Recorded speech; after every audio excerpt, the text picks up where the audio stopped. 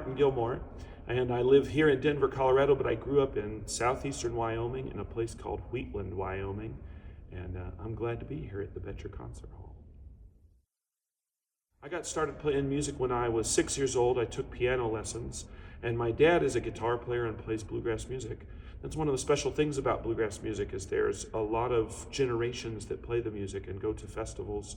So if you ever go to a bluegrass festival, you'll often see lots of kids running around learning how to play bluegrass and lots of older people teaching them. It's one of the really special things about this music is it's kind of passed through generations by ear, and that was definitely the case for me. So I grew up listening to the songs, and when I was 14, decided to pick up the guitar and join in, and I never looked back. Here I am playing bluegrass music.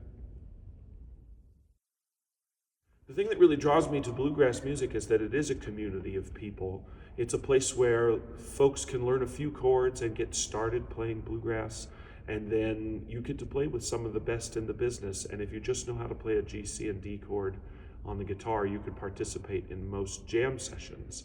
I love the community, I love the people. I like that the songs often tell stories, that they tell stories of where we're from and who we are, that they're music for all of us.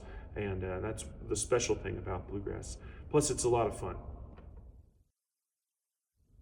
Bluegrass music started in Kentucky, and it's an Appalachian style of music. It's a string band music, so it uses only instruments with strings. There's no percussion in bluegrass music.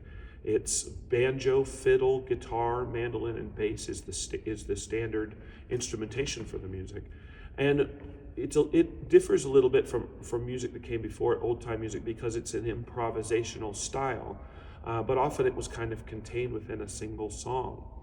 The thing that's different about the bluegrass that you hear back east and the thing that you hear in Colorado is a lot of Colorado music is more contemporary in that it might use more world types of instruments, different kind of instrumentation, and a lot of times the improvisational solos will be longer in genres like jam band music. There's a lot of famous contemporary bands from Colorado that are still making a splash or have contributed to bluegrass in a big way. There was a band called Hot Rise, which was from Boulder, and they had a pretty contemporary sound for bluegrass in the 70s and 80s. And nowadays we have lots and lots of great jam bands that are centered here in Colorado. Leftover Salmon, String Cheese Incident, and on and on.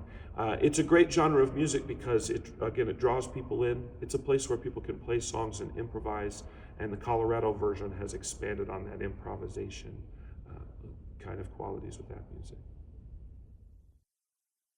I wrote Dry and Dusty West because I like the stories of the West. I like the history of the West, the stories of cowboys bringing cows up from Texas to Colorado.